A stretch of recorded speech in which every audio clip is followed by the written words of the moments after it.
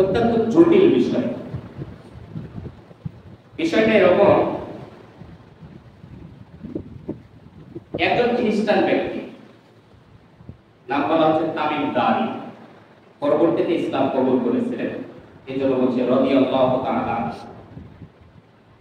তিনি বলছেন যে আমি এক সময়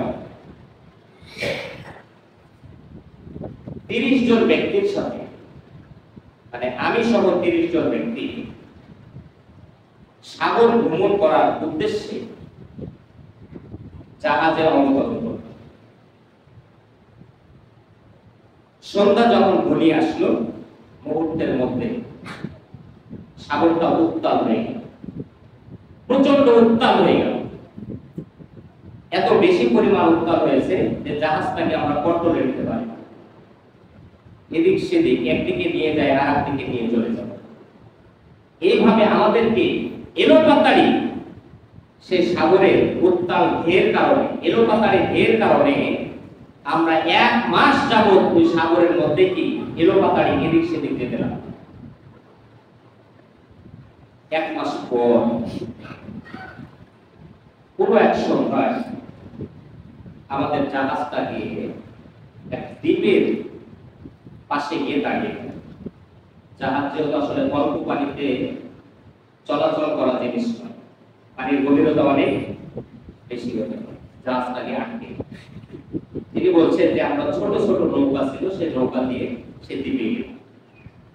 দ্বীপে যাওয়ার পরে আমরা দেখতে পেলাম একটা ভয়ঙ্কর প্রাণী, এত বড় বড় লোম, এত বড় বড় লোম দিয়ে গোটা শরীরটা ঢাকা রয়েছে যে তার মুখ কোনটা এবং পিছন দিক কোনটা এটা বোঝা সম্ভব হচ্ছে না, অসম্ভব।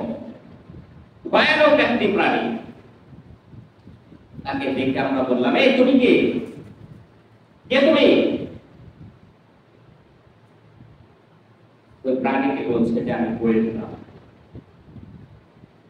কিসের গোয়েন্দা? কার গোয়েন্দা? এই যে প্রাসাদ দেখতে পাচ্ছ, এই প্রাসাদের মধ্যে একজন লোক তোমাদের জন্য অপেক্ষায় রয়েছে, তার গোয়েন্দা। যাও তার সাথে দেখা করে আসো।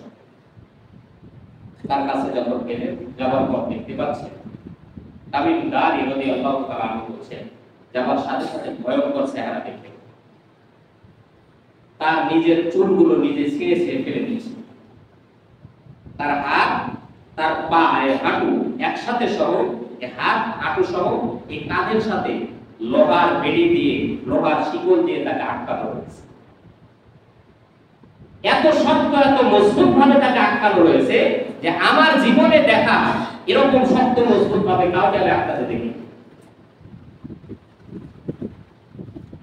আমরা যাবার সাথে সাথে আমাদের সাথে কিছু কথা বলি। কথাটা এরকম, তিনি বলছেন যে আমরা দেখলাম যে দৃশ্যগুলো, তার মধ্যে অন্যতম দৃশ্য হচ্ছে এত ভয়ঙ্কর, এত লম্বা, এত উঁচু মানের লোক আমার জীবনে কোনোদিন কল্পনা করিনি। তো ভয়ঙ্কর চেহারা। এই লোকটি 1 লাফ দিয়ে আকাশের কাছে চলে যাচ্ছেন, আবার নিচের দিকে পড়ে যাচ্ছে। এত অসম্ভব ক্ষমতা। তো তিনি আমাদেরকে কিছু জিজ্ঞেস করছেন যে তোমরা কোথা থেকে এসেছো?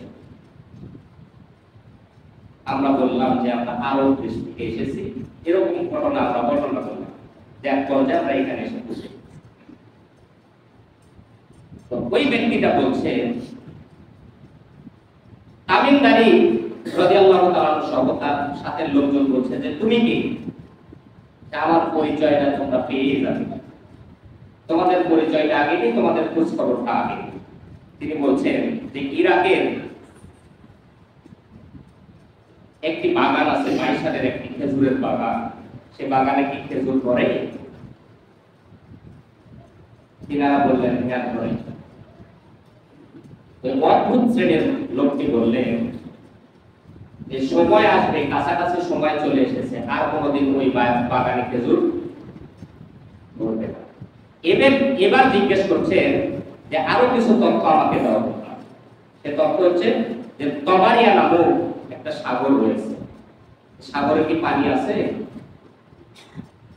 তিনারা বললেন হ্যাঁ। যথেষ্ট পরিমাণ পানি। তিনি বলছেন যে সময় এমন আসবে যে সেখানে আর কি পানি থাকবে। একটি ঝর্ণার নাম করলেন, ওই ঝর্ণাতে কি পানি আছে এবং সেখান থেকে পানি নিয়ে এলাকার লোকজন কি চাষাবাদ করে? তিনারা বললেন যে হ্যাঁ, সেখান থেকে পানি নিয়ে এলাকার লোক চাষাবাদ করে। এরকম বিভিন্ন প্রশ্ন করতে লাগলেন। এরপরে তামিম দারি রাদিয়াল্লাহু তাআলা সহ অন্যান্য যে সকল ব্যক্তিরা রয়েছিলেন তিনারা তার পরিচয় জানতে চাইলেন যে তোমার পরিচয়টা আগে বলো। তিনি বললেন যে আমি হচ্ছে মাসিহুদ দাজ্জাল। বলেন নাউজুবিল্লাহ, আর জোরে বলেন নাউজুবিল্লাহ। এই ঘটনাটি নবী করিম সাল্লাল্লাহু আলাইহি ওয়াসাল্লাম কিভাবে শোনাচ্ছেন যে একদিন ইশার নামাজে যেতে একটু দেরি করেছে, একটু বিলম্ব করেছে। বিলম্ব করার পরে ইশার নামাজে উপস্থিত হয়ে সাহাবীদেরকে নিয়ে ইশার নামাজ শেষ করে কাঠের মেম্বারের উপর দাঁড়িয়ে আশ্চর্যজনক মুখ নিয়ে সাহাবীদেরকে বললেন, তোমরা যে যেখানে বসে আছো তোমরা সেখানে বসে থাকো, আমি কিছু কথা তোমাদের সামনে উপস্থাপন করব। এই বলে নবী করিম সাল্লাল্লাহু আলাইহি ওয়াসাল্লাম এই পুরো ঘটনা সাহাবীদের সামনে উপস্থাপন করার পরে সাহাবীদেরকে উদ্দেশ্য করে বললেন যে আমি কি তোমাদেরকে দাজ্জাল সম্পর্কে এরকম কথা আগে বলিনি? সমস্ত সাহাবীরা একবার উত্তর দিলেন, হ্যাঁ ইয়া রাসূলুল্লাহ বলেছেন।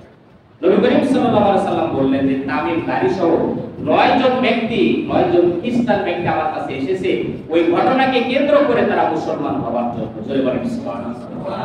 উদ্দেশ্য কি? ওই দাজ্জাল ওখান থেকে ওই অদ্ভুত প্রাণীটি ওখান থেকে আরেকটি প্রশ্ন তাদেরকে ছুড়ে দিয়েছিল। প্রশ্নটা হচ্ছে যে তোমাদের কাছে যে উম্মি নবী রয়েছে এই নবীর খবর কি? মুহাম্মদ সাল্লাল্লাহু আলাইহি ওয়াসাল্লাম তার খবর কি? তারা বললেন যে মক্কার লোকজন তাকে তাড়িয়ে দিয়েছে, হিজরত করে মদিনায় চলে গেছে। তার সাথে কি কুরাইশদের কাফেরদের যুদ্ধ হয়েছে? হ্যাঁ হয়েছে। অবস্থা কি?